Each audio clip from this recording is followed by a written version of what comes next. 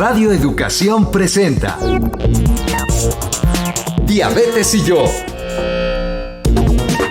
Sondeos, reportajes, tips, cápsulas de salud y mucho más. Propuestas para lograr una mejor calidad de vida. Diabetes y yo. En la búsqueda de tratamientos para COVID-19.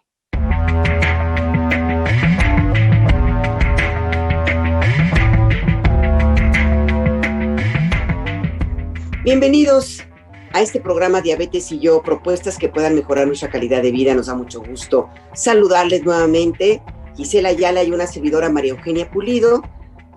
Los científicos de todo el mundo están en busca de tratamientos efectivos contra COVID-19 y México no es la excepción. Hoy tendremos una charla sobre esta investigación que se realiza en nuestro país. Pero como siempre, antes de presentar a nuestro invitado, a nuestra invitada, vamos a manera de introducción a presentarles la siguiente cápsula.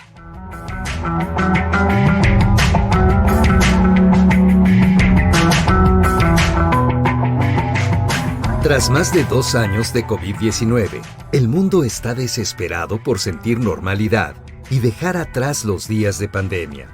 De hecho, en algunos países se ha levantado la obligatoriedad de usar cubrebocas o mascarillas, aún en espacios cerrados. La evidencia científica respalda que su uso es una de las principales herramientas para frenar la transmisión de COVID-19. Un estudio realizado en Pekín, China, encontró que el uso de cubrebocas tenía una efectividad de 79%, cuando todos los miembros del hogar usaban mascarillas. Otra importante investigación en Estados Unidos, que incluyó a más de 1 millón de estudiantes universitarios, determinó que en las escuelas en las que el uso de cubrebocas fue obligatorio, se reportaron 72% menos casos de SARS-CoV-2. Múltiples factores han influenciado en el deseo de suspender el uso de mascarillas en lugares públicos. Entre estos factores, destacan decisiones políticas sustentadas en poca evidencia científica, cansancio por la pandemia, deseo de regresar el tiempo a 2019 y la falsa idea de que COVID-19 ya no es una enfermedad grave, entre otras. Pero vale la pena una reflexión. Estamos interconectados y las decisiones que tomamos afectan a otros. Algunos de los elementos que indican que aún no estamos listos para dejar de usar mascarillas es que no todos estamos protegidos de igual manera. En México, los adolescentes y los niños no han sido vacunados, por lo que son vulnerables. De igual manera, aún se sigue investigando si ya hay una cobertura completa, incluso con 3 dosis de vacuna contra la COVID-19. Nadie conoce el futuro de la pandemia, pero vale la pena continuar cuidándonos e impedir un relajamiento acelerado de las medidas de salud pública. Un cubrebocas bien utilizado le cuida a usted y a los que le rodean. Gracias por acompañarnos en esta emisión. Quédese con nosotros para escuchar la entrevista que preparamos para usted. Esta cápsula fue elaborada con información publicada por la doctora Armel Pérez Cortés Villalobos, de Medscape en español.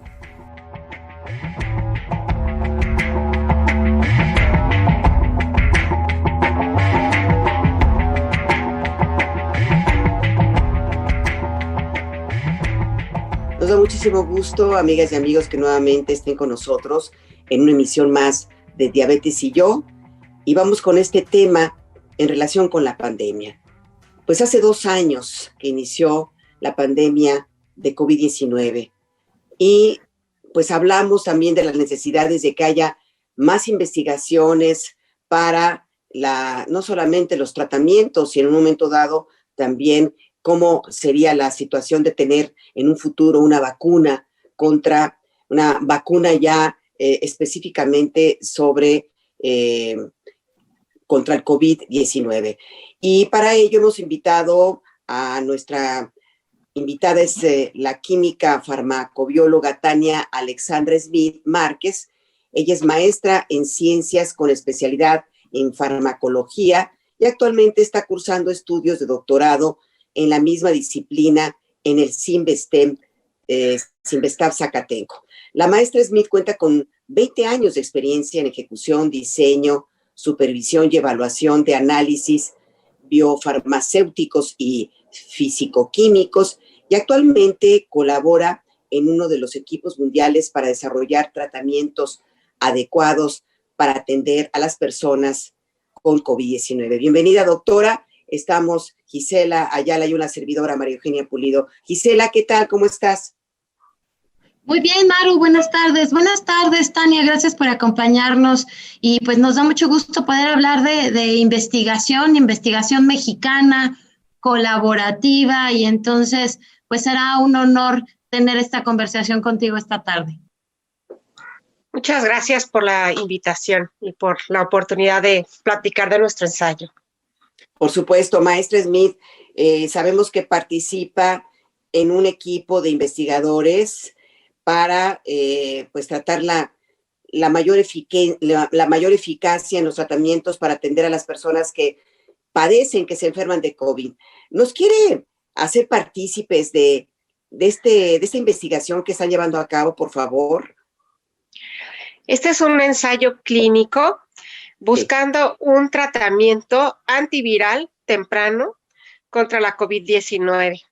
Es un ensayo que estamos haciendo entre el Sinvestav, que es a la institución a la que yo pertenezco, el Instituto Mexicano del Seguro Social, el University College London, Hacken Enterprise, que es el laboratorio que nos apoya haciendo todos los estudios de PCR, y dos laboratorios farmacéuticos, uno hindú, que se llama Strides Pharma, que ellos nos donaron uno de los dos medicamentos que estamos probando, y Siegfried Rhein, que nos donó la nitazoxanida, que es el Daxon.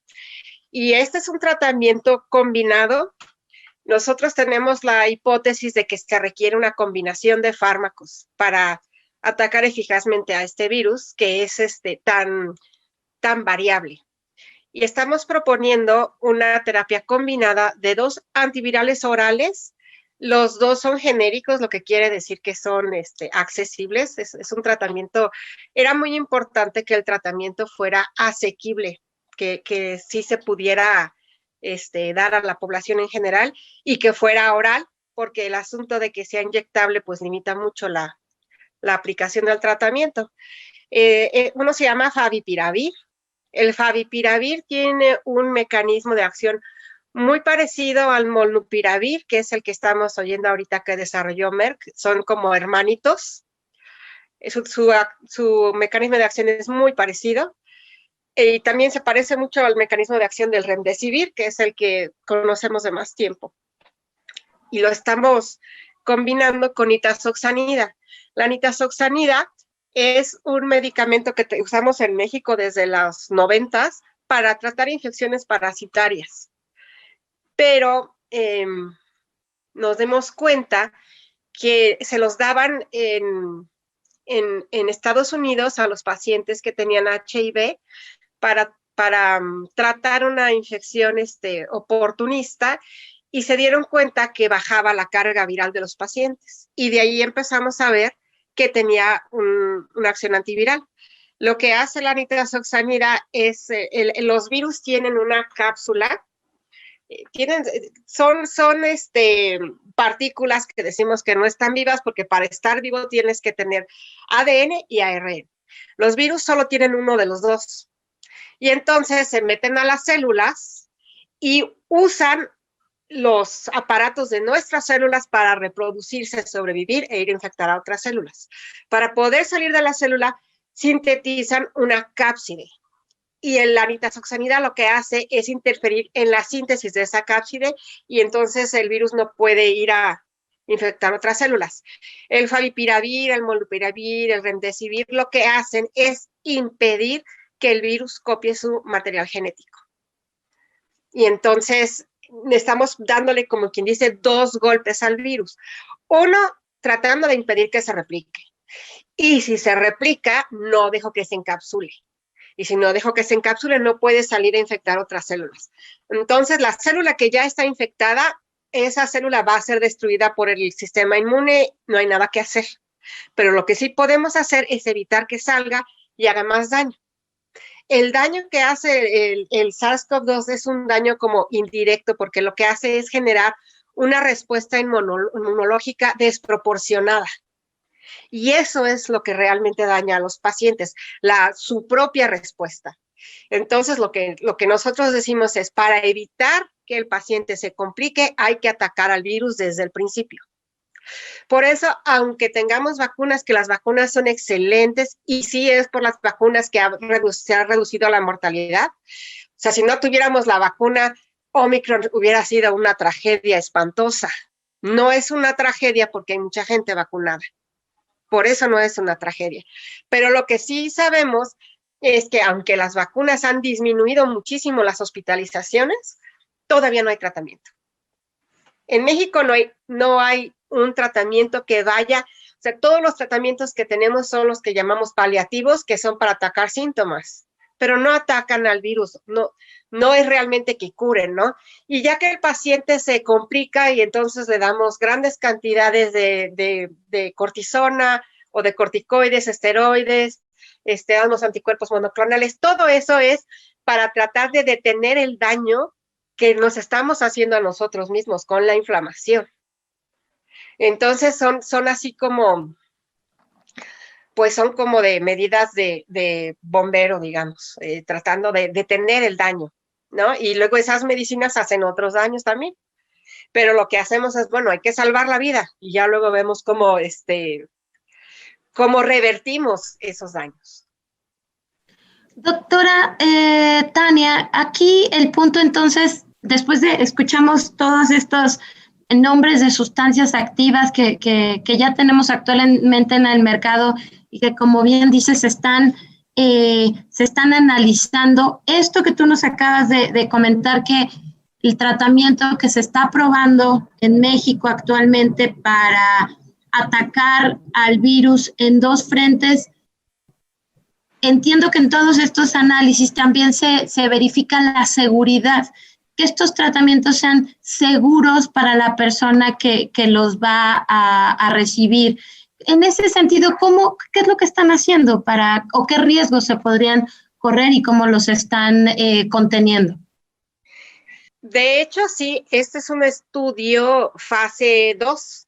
Ya nos hemos familiarizado todos con el término del estudio de fase 3, porque es en el que ya se da el tratamiento o la vacuna o lo que sea a toda la población, a un grupo muy grande. Aquí nosotros estamos haciendo una combinación de dos fármacos. Son dos fármacos conocidos, no son nuevos, pero los estamos combinando por primera vez. Y por eso es un estudio de fase 2 con solo 120 pacientes. Los pacientes se monitorean de muy cerca. Entonces, el paciente llega al hospital y primero le hacemos una batería de análisis para verificar que tenga una buena función renal, una buena función hepática, que no tenga problemas gastrointestinales, porque sabemos que el medicamento puede irritar. Entonces, si eres un paciente que tiene gastritis, pues no vayamos a hacerte más daño que bien, ¿no? Entonces, hacemos toda una batería de análisis. Como dije antes, tenemos que tomar a la infección cuando está empezando. Entonces, se recluta al paciente, da positivo, y ya que sabemos que da positivo y que está de acuerdo en participar, firma un consentimiento informado. El consentimiento informado está autorizado por el Comité de Ética e Investigación del IMSS y por la COFEPRIS. Tenemos puestos los permisos. Y firma su consentimiento informado y se le explica pues, los riesgos y los beneficios de la terapia, ¿no? Y nosotros tenemos esos análisis el mismo día. Entonces, si vemos que hay algún problema de función renal o de función hepática, le hablamos y suspendemos el tratamiento. Se hace un seguimiento diario de los pacientes. Es una terapia que se toma en su casa, los pacientes no están hospitalizados. Eso en este tipo de estudios es raro. Generalmente se hace con pacientes que están hospitalizados. Pero como en este caso el propósito es que el paciente lo pueda llevar a su casa y no tenga que estar en un hospital, por eso lo estamos haciendo así, para también ver que el paciente sí se tome las pastillas que se tienen que tomar a la hora que se las tienen que tomar. y le hablamos todos los días por teléfono para ver cómo está, y él tiene nuestro teléfono y tiene el correo y tiene WhatsApp para decirnos de cualquier molestia que tenga y nosotros poder entrar rápido a asistirlo. Pues llevamos un seguimiento muy cercano. Después el paciente va a tomar todos los días una muestra de hisopado nasal y la guarda en un tubito que a su vez en ese tubito hay un líquido que inactiva el virus. A su vez lo mete en otro tubito y luego en una caja y luego en su refrigerador. El tratamiento dura 7 días. A los 7 días viene al hospital y nos trae todas sus muestras. Nos trae también muestras de heces, de copro, porque sabemos que el virus se distribuye en el tracto gastrointestinal, para ver que lo hayamos realmente erradicado. Para eso es, para saber si en las heces hay o no hay este virus. Y le hacemos otra vez toda la batería de estudios. Si algún parámetro está fuera de especificación, entonces nosotros volvemos a citar al paciente y le damos seguimiento. Pues en caso de que algún parámetro se haya movido, le damos seguimiento hasta que los parámetros regresen. Sí, los pacientes tienen un seguro, aparte de lo que pueda dar el IMSS, pues tienen un seguro privado. Ajá. Para cubrir cualquier cosa que les pudiera pasar. Ciertamente no sabemos. Tania. Pero por eso son pocos. Tania, ¿y en qué consiste este tratamiento? ¿Es combinado? ¿Son pastillas, inyecciones? ¿En qué consiste el tratamiento que se les da a estos pacientes? Son pastillas. Se las toman 4 veces al día con alimentos durante una semana. Y nosotros vamos a monitorear, le vamos a hacer un PCR para cada día para saber si baja o no baja la carga viral. Ahora esta Omicron BA2, que es la que nos está dando lata en este momento, de hecho está dando muchos síntomas gastrointestinales más que antes. Nosotros ya sabíamos, esto lo sabemos desde el principio, que el virus donde más tiempo permanece es en el intestino. Pero es fácil buscarlo en la nariz porque la mucosa tiene mucho de estas proteínas ACE2 que también antes nadie la conocía, pero ya la conocemos todos. Ahí se pega el virus para entrar a la célula. Entonces, en la mucosa de la nariz, de la boca y de la garganta hay muchos receptores y por eso ahí lo encontramos. Pero lo buscamos en heces porque en el intestino es donde más tiempo sobrevive. Doctora, ¿y en qué países se está analizando esta nueva terapia para revisar la efectividad y la seguridad? ¿Solo en México? Ahorita nosotros somos parte de un esquema más grande. Se trataron diferentes combinaciones. Se trató favipiravir con diferentes combinaciones y también nitazoxanida con diferentes combinaciones. Se hizo primero un cribado. El cribado se hace, bueno, ese es algo un poco largo, pero nosotros tenemos que saber 2 cosas. Por un lado, que el fármaco efectivamente ataque al virus, y por otro lado, que se pueda tener la concentración de fármaco en donde el virus vive. Entonces, nosotros primero hicimos un cribado para ver, bueno, de todos los fármacos que ya existen, porque ninguno de estos fármacos es nuevo. O sea, el Paxlovid sí es nuevo, pero el molnupiravir no es nuevo. El molnupiravir es también un fármaco contra la influenza. Entonces, nosotros primero buscamos, bueno, de lo que hay, de lo que conocemos, qué es capaz de matar al virus y que la concentración que yo use no vaya a ser tóxica para el paciente. Y de ahí se sacaron varios. Los 2 de los más altos, o sea, la nitazoxanida tiene el 2º lugar, el favipiravir tiene el 5º lugar. Y lo que pasa es que nosotros tenemos la nitazoxanida porque tenemos parásitos intestinales. Si nos vamos a Europa o nos vamos a Estados Unidos, Canadá, ahí no hay parásitos, entonces la nitazoxanida ya es muy cara. Aquí todo el mundo la toma sin problema.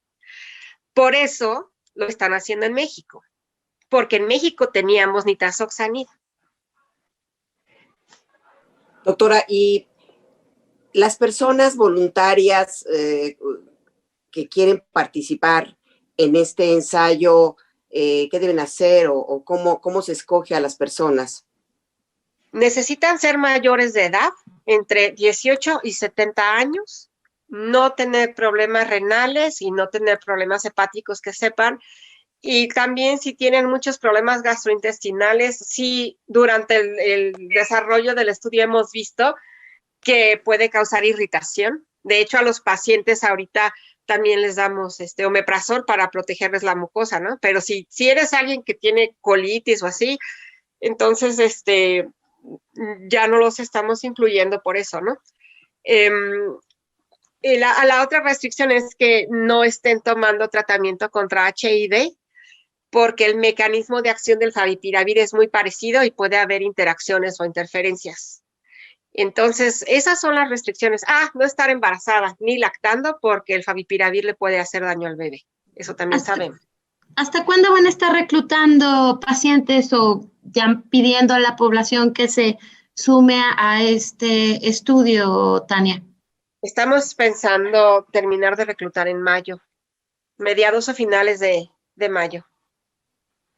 Los pacientes tendrían que acudir al Hospital de Infectología de la Raza o pueden mandarnos a un correo electrónico, no sé si les digo la cuenta, es fantase@sinvestav.mx. Fantase se escribe con Z.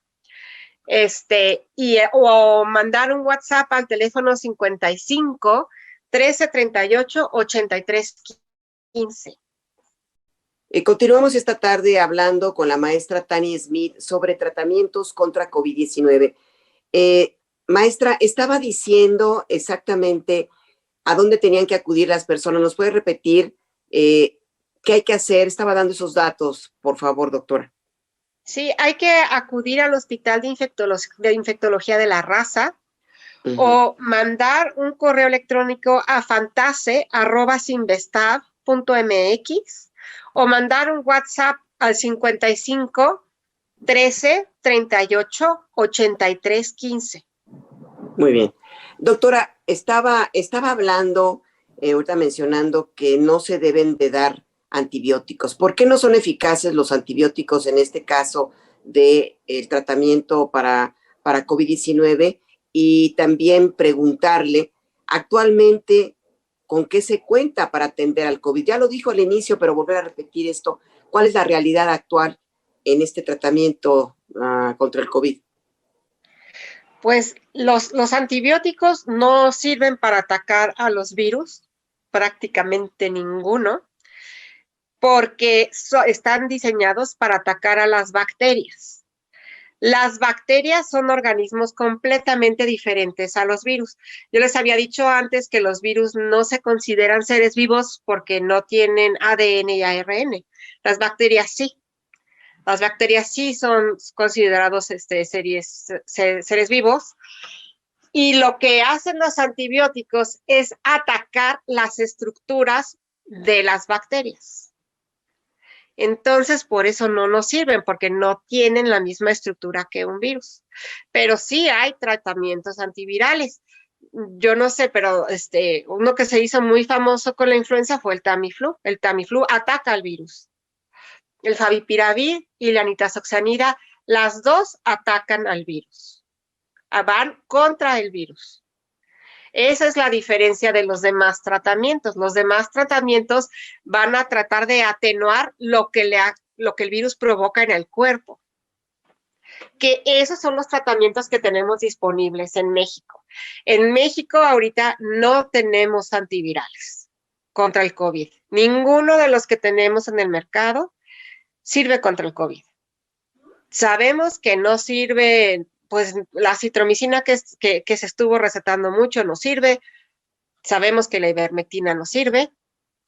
Podrán tener cierta actividad contra el virus, pero no se alcanza lo que yo les decía. Necesitamos no solo que tenga actividad, sino que alcance la concentración en el tejido donde va a ir el virus. Y ninguno de esos dos alcanza la concentración. La citromicina se podía usar más bien porque es el antibiótico de elección contra la neumonía y el COVID, el SARS-CoV-2 provoca neumonía, pero no es por un efecto contra el virus. Justo yo creo que esa es la pregunta, ¿no, Tania? ¿Con qué contamos actualmente al ser una enfermedad tan nueva? se ha echado mano de tratamientos que servían, como bien has comentado, para neumonía, para influenza, para otras cosas. Se ha buscado que sean eficaces para esta nueva enfermedad, pero a 2 años de distancia todavía, dejándolo como muy claro, lo acabas de decir, pero reiterar, hay actualmente un tratamiento, ya mencionaste el de Merck en México, para atender COVID, para las personas que se infectan y se van a infectar. ¿Hay un tratamiento que sea efectivo? No hay ningún tratamiento en México que sea un antiviral. No lo tenemos. Hay personas que pueden conseguir Remdesivir. El Remdesivir fue el primerito que salió, se hizo muy famoso porque se lo dieron a Trump. Pero ese medicamento se tiene que poner en la vena. Es bastante tóxico, o sea, lo que pasa es que cuando tú metes una medicina a la vena, llega rapidísimo al hígado y es como un golpe. Es como si le dieras un patadón, ¿no? Entonces, es bastante tóxico, entonces lo aplican solo en hospitales y lo ponen muy despacito, precisamente para no darle semejante golpazo al hígado. Y lo que hacen es estar monitorando al paciente, ¿no? Y lo estás cuidando, lo estás viendo y ves si hay que, por ejemplo, ponerlo más lento o más rápido. Y dura 5 días. Además de que solamente sirve en los primeros 7 días de la infección, entonces no resuelve gran cosa. O sea, tienes que tener el contacto para meterlo al país, porque en las farmacias no hay. No es algo que uno puede ir a comprar a una farmacia. Hay gente que sí lo consigue, y luego tienes que estar internado 5 días. Y si llevas más de 7 días enfermo, pues tal vez ya no sirva para nada, ¿no? Además de que cada vialecito cuesta como 25,000 pesos. Entonces, ese no es una solución. Y hasta el momento no tenemos ni Paxlovid ni Molnupiravir. Entonces, por eso esta es una opción. Cometimos un error. Empezamos, nos asustamos y pensamos que podíamos ganarle tiempo al tiempo y se empezaron a hacer estudios gigantescos con muchísima gente saltándonos la fase 2, yéndonos directamente a la fase 3. Y eso lo que pasó fue que sacaron, o sea, se expuso a un montón de gente, se gastó muchísimo dinero, pero no obtuvimos resultados. Ninguno de esos estudios fue concluyente, fue un desperdicio. En cambio, están los de las vacunas. Los de las vacunas sí siguieron el protocolo como va, sí hicieron todas las fases y por eso sí tenemos vacunas. Pero también es cierto que se le metió muchísimo esfuerzo a la vacuna, pensando que la vacuna iba a resolverlo todo. Y la verdad es que la vacuna resuelve muchísimo, es la razón por la que han bajado las hospitalizaciones, sin duda, pero seguimos teniendo la enfermedad, ¿no? Entonces se necesitaban 3 cosas. Necesitábamos diagnóstico. Yo no sé si ustedes se acuerdan que al principio lo del PCR era una pesadilla, ¿sí? No conseguías, no había manera. Luego sacaron las pruebas de antígeno. Primero las de anticuerpos, que esas yo no veo para qué sirvan, pero bueno, ahí está. Pero las de antígeno nos facilitaron muchísimo la vida, ¿no? Entonces, bueno, ahorita ya en primer lugar ya aprendimos a hacer PCR porque no sabíamos, ya sabemos, y ya tenemos PCRs, no teníamos, y además ya tenemos pruebas de antígeno, que son baratas, rápidas y más o menos las consigue uno, ¿no? Y son rápidas, bastante confiables. Y ya tenemos las vacunas. Y todas las vacunas sirven, pero seguimos sin tratamiento. Y también necesitamos tratamiento. Doctora, y este tipo de tratamientos que están ustedes experimentando con los pacientes, en un momento dado nos pueden funcionar para diferentes variantes que aparezcan del COVID. O sea, aquí ya usted estaba hablando de Omicron, pero inclusive si hay no solamente una variante diferente, sino una cepa distinta. No se puede saber a ciencia cierta, pero creemos que sí. Son 2 antivirales de amplio espectro. Por eso los podemos, por eso los podemos redireccionar. Y de amplio espectro quiere decir que no son muy específicos. La especificidad tiene sus ventajas y sus desventajas. La ventaja de algo muy específico es que tiene menos efectos secundarios, porque va directamente, ¿no? Que es, por ejemplo, el tocilizumab, que ahorita también está muy de moda. Ese es un anticuerpo monoclonal y va directamente a la proteína y te genera menos efectos secundarios. Pero cuando el tratamiento es muy específico, el virus puede esquivarlo, mutar y esquivarlo. ¿Qué es lo que nos está pasando con las vacunas? Que el virus muta y entonces nos esquiva.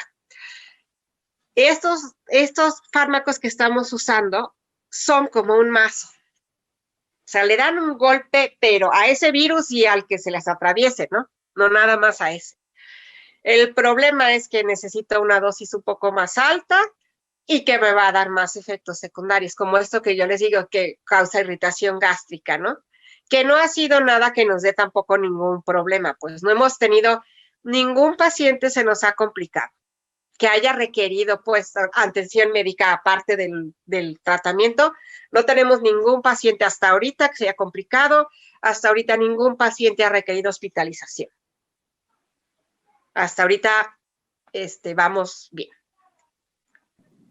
Doctora, y estamos en un momento, en México al menos ya gran parte de los estados, no, todos los estados están en verde, y incluso ya se está pensando como imitando las experiencias en Asia y en Europa de pues ya darnos por curados, darnos por liberados, quitarnos cubrebocas o mascarillas, pero justo como lo hablábamos hace un rato, siguiendo la experiencia también de otros países y otros continentes, pues parecería que esto todavía no acaba y que deberíamos seguir siendo muy cuidadosos, porque la gente que hoy está enferma va a contagiar si no tenemos el cuidado necesario, y uno contagia a otro, a otro, a otro, y nunca vamos a acabar. ¿Qué opinas, doctora, al respecto?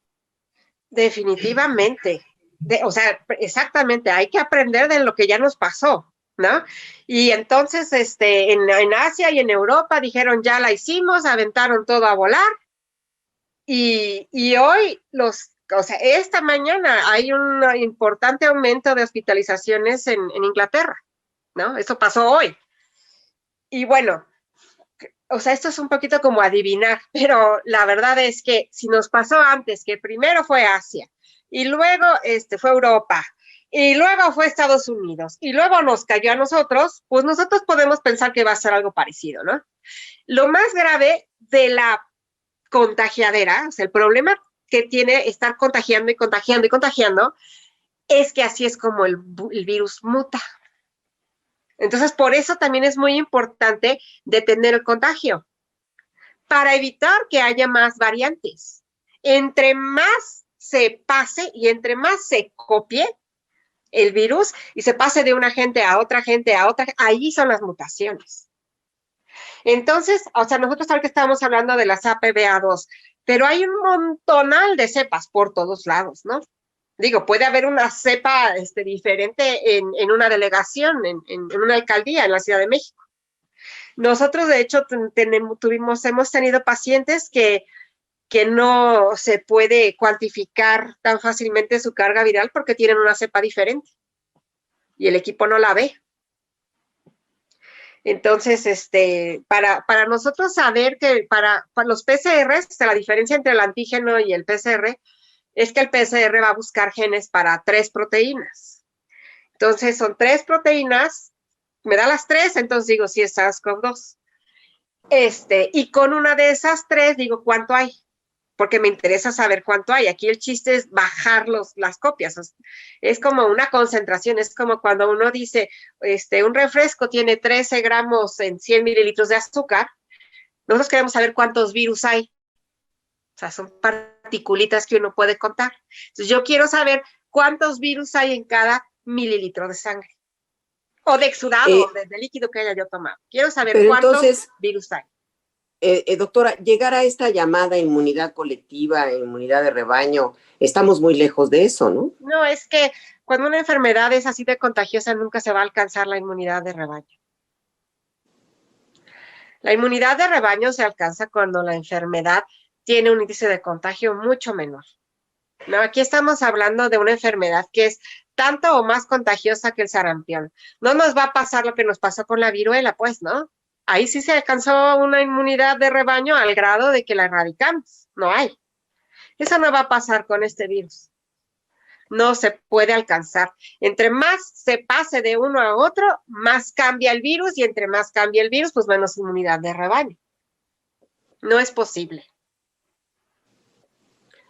Muy bien, pues estamos platicando de tema muy, muy importante sobre cuál es el presente y el futuro en los tratamientos contra la COVID y en qué circunstancias se está viviendo no solamente en México y en el mundo. Y vamos a nuestra siguiente sección, que es la de glosario, para continuar con esta charla con la doctora Tania Smith. Glosario, para conocer los términos médicos.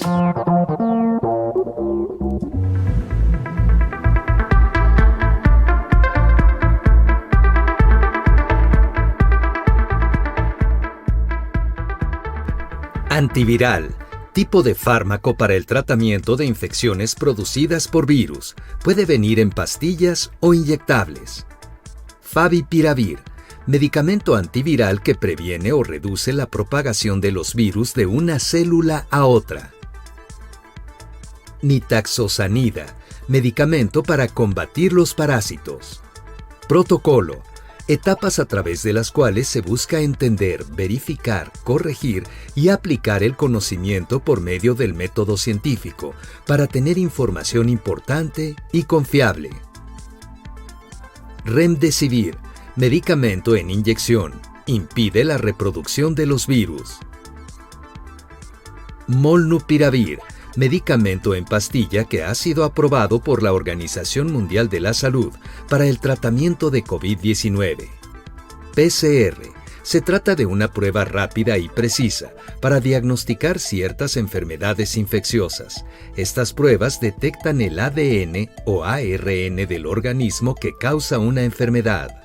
ADN, el material que contiene la información hereditaria en los humanos y casi todos los demás organismos. ARN es un ácido nucleico que se encarga de trasladar la información genética del ADN con el fin de sintetizar las proteínas según las funciones y características indicadas.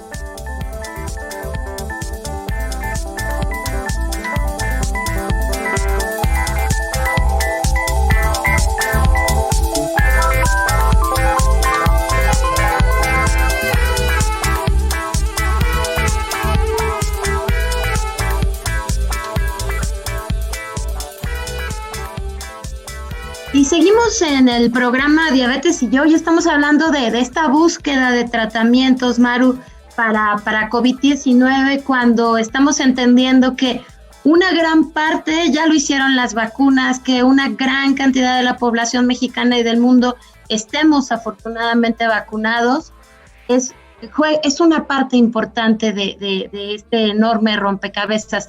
Pero otra parte muy importante son estos tratamientos para cuando efectivamente alguien se enferma, alguien de nosotros se enferma, tratar la enfermedad, evitar que se contagie, evitar que se propague, como esta tarde la química Tania Smith nos está comentando de manera muy, muy didáctica. Tania, y ahora que hablábamos de las variantes y demás, la reinfección, una persona que se infectó en la primera ola, en el 2020, se reinfectó en el 2021, y de hecho hemos escuchado algunos casos de personas que señalan que es su tercera vez con una prueba positiva. ¿Esto se debe a las diferentes cepas? ¿Se han enfermado de diferentes variantes? ¿O cómo es esto, Tania? Cuando te enfermas, generas una inmunidad que es como rápida, ¿no? Entonces, te enfermas y tienes un pedacito, una temporada en la que no te vuelves a enfermar de lo mismo, porque tienes una inmunidad, pero esa inmunidad no es de memoria, o sea, que desaparece. De hecho, esa fue una de las cosas más, por eso no, es una de las razones por las que no hay vacuna parecida, o es una de las razones por las que fue difícil lo de la vacuna, porque todos hemos oído también hablar de la famosísima proteína Spike o espiga. Bueno, trataron de hacer las vacunas con la proteína de la cápside, que les decía yo es la envoltura. Esa es la proteína N, pero no genera memoria. Es muy común, entonces el cuerpo no la reconoce y se bajaba la inmunidad rapidísimo. Contra la proteína Spike genera una respuesta mucho más fuerte. Y por eso las vacunas son contra la proteína Spike, pero el virus, que ya sé que no tiene cerebro, pero sí es bastante inteligente, eso fue lo que cambió. La proteína contra la que estamos haciendo las vacunas. Por eso sí te puedes volver a infectar. Entonces, digamos que si tú te enfermas con una cepa, puedes tener hemos visto alrededor de 6 semanas de inmunidad contra esa cepa.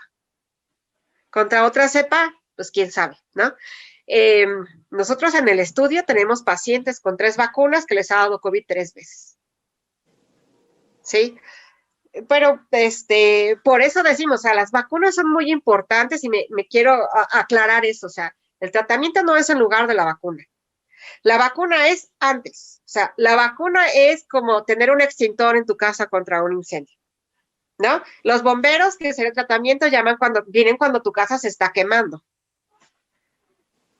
Son 2 cosas diferentes y se necesitan las 2. O sea, para atacar una enfermedad necesitamos 3 armas. La vacuna, el diagnóstico y el tratamiento. Siempre va a haber gente enferma. ¿Y cuáles serían entonces, Tania, las recomendaciones para las personas que se han reinfectado, para los que no, en fin, para toda la población en general? Porque esto no se acaba, como la sociedad se relaja y entonces es cuando vienen nuevamente nuevas variantes. ¿Cuáles serían las recomendaciones de usted? Y además también volver a decirnos los datos para las personas que puedan acudir a estos ensayos de tratamiento, por favor. La recomendación es que hay que seguirse cuidando, hay que evitar estar en lugares con mucha gente, sobre todo si son lugares cerrados, hay que usar cubrebocas, hay que mantener distanciamiento social, eso de trabajar en la casa siempre que se pueda es, pues ni modo, nos gusta, pero ni modo.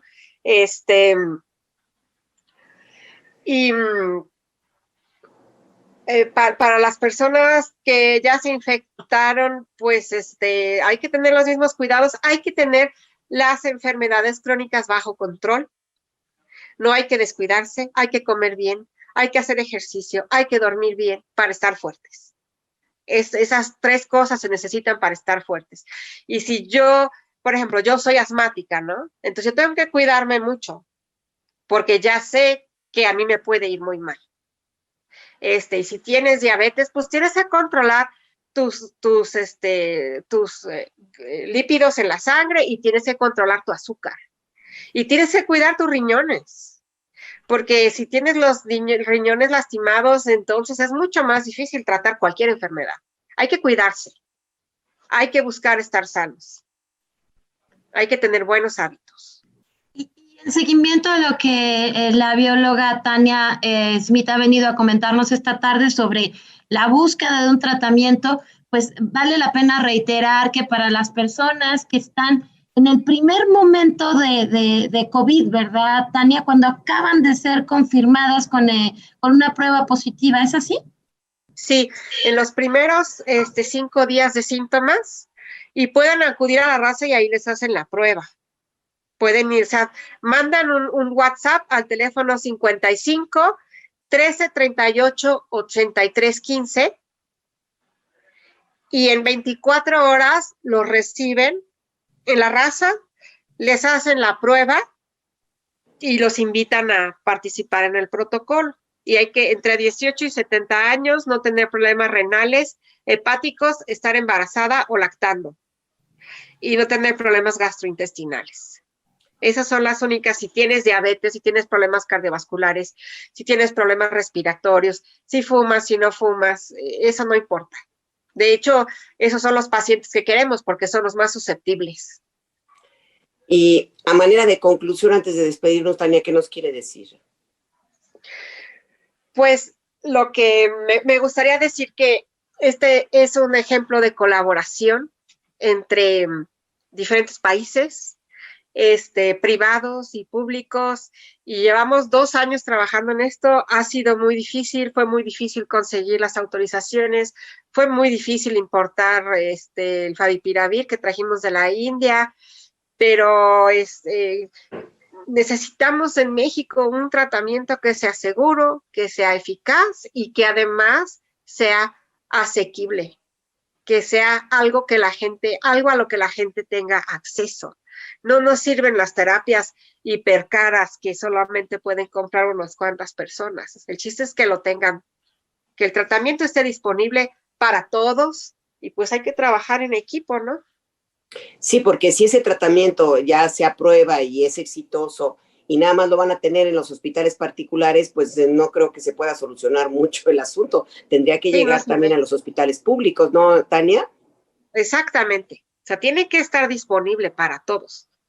Y puede ser, digo, no sé, o sea, que lo puedas comprar, que si lo necesitas lo puedas comprar, que no sea prohibitivo, ¿no? Que no sea porque no tienes para comprar lo que te mueras, pues. Por eso es muy importante que sean pastillas, que es oral y que son genéricos, porque lo puedes tener en cualquier lugar. Y lo que seguiría aquí sería hacer una fase 3, y la fase 2 nos da los resultados que esperamos. Entonces ahora sí hacemos una fase 3 con muchas más personas. Y ya lo podríamos hacer pues en toda la República, por ejemplo. Y bueno, otra cosa es, a mí me parece importante decir, tratamiento no cuesta nada. El seguimiento no cuesta nada. Te acercas a la raza, seas o no derechohabiente del IMSS, se te atiende, se hacen los análisis y vemos si eres candidato o no. Y si no eres candidato porque tienes algún problema hepático, que sí nos ha pasado, o renal, entonces se le direcciona, pues, ¿no? Se le dirige a dónde tiene que ir para tratar su problema. Si me permiten, voy a repetir rápidamente para esta investigación en la cual está colaborando Tania, la maestra Tania Smith. Hay que escribir en los primeros 5 días de los síntomas, hay que enviar un mensaje por WhatsApp al teléfono 55 13 38 83 15 o enviar un correo electrónico a fantase@sinvestab.mx para que en menos de 24 horas les den un horario en el que tendrán que presentarse en el Hospital de Infectología del Centro Médico Nacional La Raza en la Ciudad de México y poder participar, bueno, que les hagan los análisis pertinentes para determinar si pueden participar en esta investigación, de la cual, Tania, nos sentimos nosotros también muy orgullosos de que nos estás compartiendo toda esta información y poder invitar a nuestros radioescuchas. Pues sí, y antes de despedirnos, ¿qué te parece, Gisela, si nos da sus datos de contacto a la doctora? Sí, bueno, el correo fantasia@sinvestab lo atiendo yo.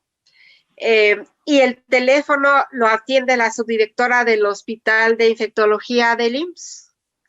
Es más rápido contactarla a ella, francamente, porque yo lo que voy a hacer es direccionar, ¿verdad? Pero ese es el correo en el que me pueden encontrar a mí, y este es el teléfono donde lo pueden encontrar a ella. Ella es la líder de la parte clínica. Pues muchas gracias, doctora. Realmente ha sido pues una enseñanza, nos ha clarificado muchas cosas y hay que seguir luchando, hay que seguir cuidándonos porque pues no se ha acabado esta infección. Agradecemos la presencia de la química farmacobióloga Tania Alexandra Smith Márquez, maestra en ciencias con especialidad en farmacología, y actualmente pues está cursando estudios de doctorado en la misma disciplina en el CINVESTAB del Politécnico Nacional. También pues queremos agradecer a todos los amigos. Doctora, un gusto conocerla, ¿eh? Gracias. Muchas gracias. Gisela, nos tardes. vamos. ¿Tienes algo que decir?